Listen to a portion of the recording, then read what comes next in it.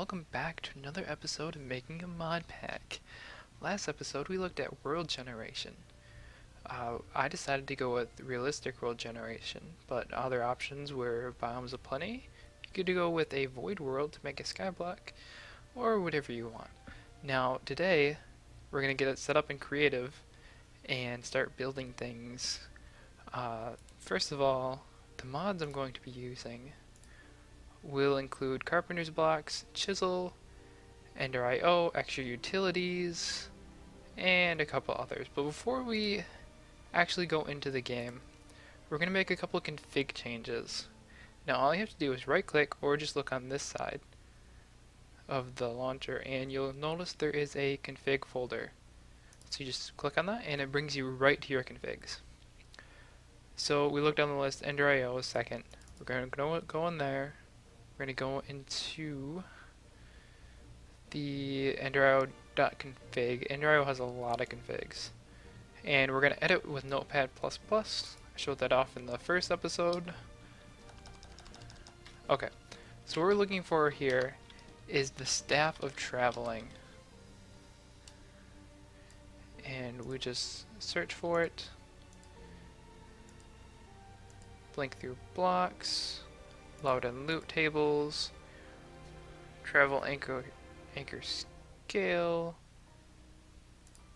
whitelist of what it can't teleport through, what it can blink. Okay, blink, pause. This is what we're going to be changing. The number of ticks between blinks. This means that you can only blink every 10 ticks, which is every half a second. Now, normally this would be good, but for creative, we're going to set it to 1, so we can fly around extremely fast. And we might even set the max teleport distance instead of 16, let's change it to 25. And we can just close that. And save it, and we're all good. Go back. EnderTech. This is very important. EnderTech, go into General Config, edit with Notepad++. And we're going to go down to, this isn't the right one. I think you want the other folder, the other file, items. Let's look in here, yes. The exchanger max radius, it's only 8. Bump it up to 20. That's all good. Close that, save it. And for right now, that's good. I will be using World Edit later, and you'll want to go in here, and some of the stuff I use really large brushes sometimes, and if you search for brush, you'll find max brush radius is 6. You want to bump that up to 20.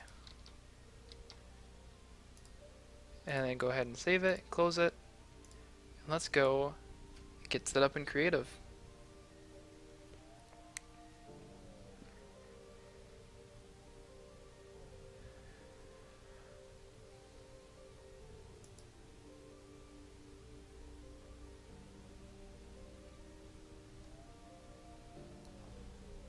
Okay, here we go. I'm just going to use the test RNG world. Actually, let's create a new world actually. We'll call this blank canvas. Game mode, creative. You want to set it to creative when you're making your Modpack more options. Generate structure, sure. Allow cheats, yes. World type, make sure you select the world type that you want. I'm going with realistic alpha. If you download biomes of plenty, you're going to have to go through and select biomes of plenty with that. So set a seed, blank canvas again. Let's create a new world. See where we end up.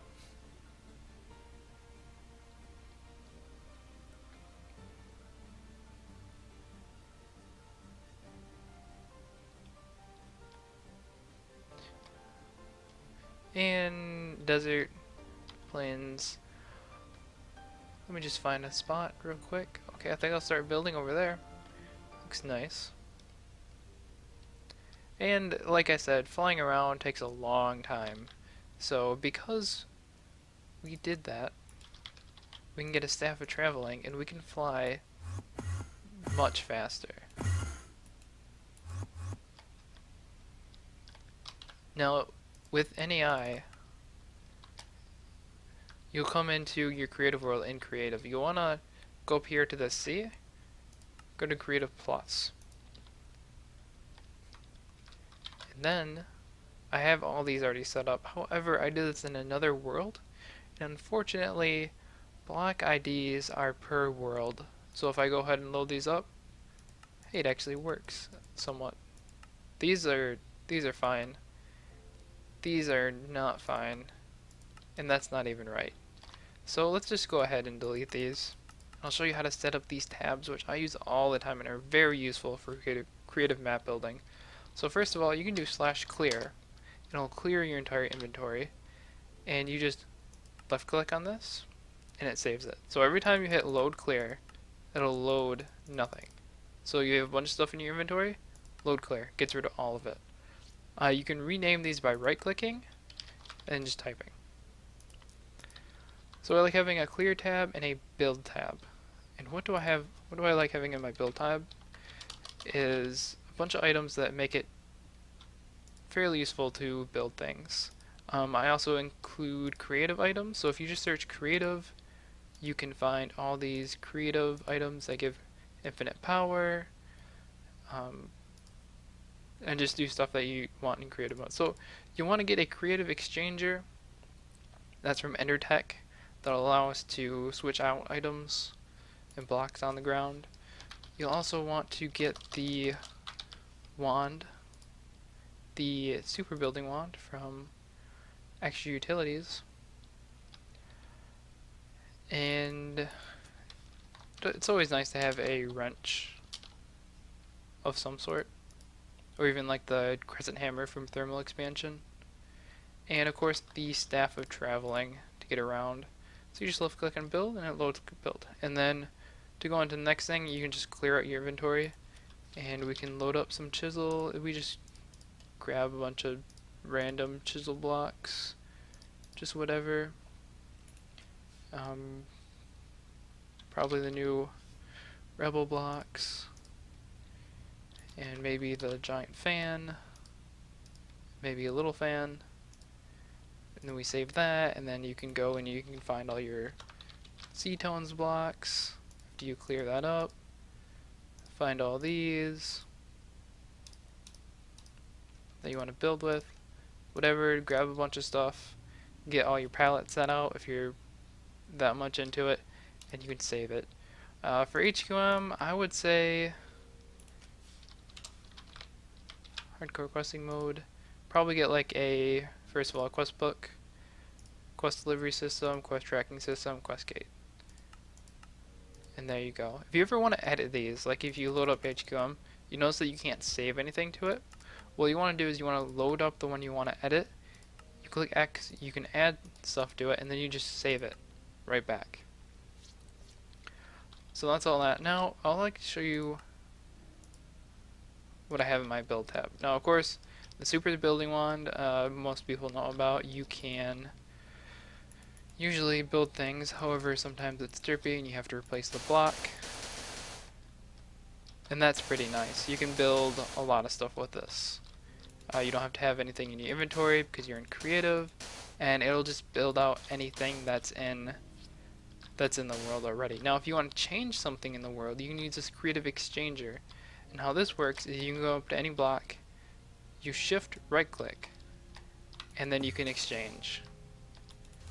And it works in the panel shown. It does not go deeper, it only goes one deep. And you notice on the top left it shows radius.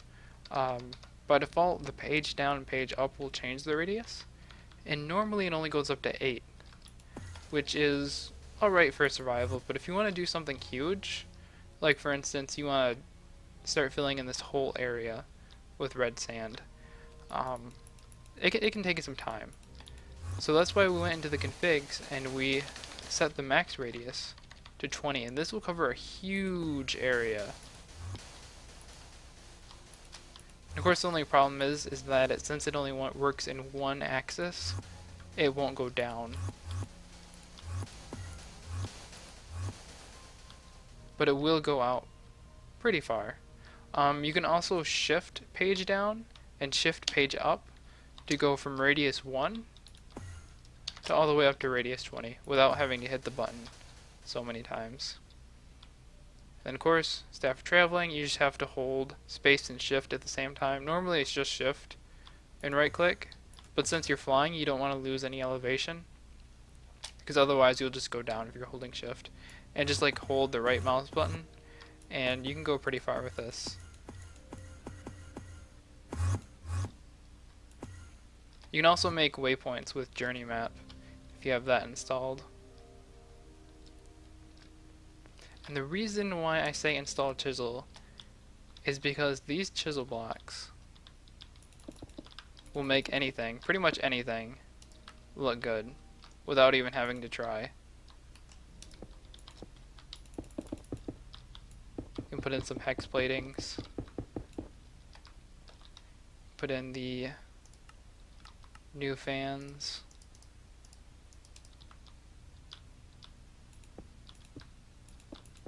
that are slightly derpy, but they work somewhat. The only bad thing about it is you can't align them where you want them. They're just like, oh, I'm just gonna be right here on my own, doing my own thing. So yeah, this will make your builds look so much better. Not only are they, what do I want to say, better textures vanilla, but they're unique. Most people, the reason why I use Z-tones,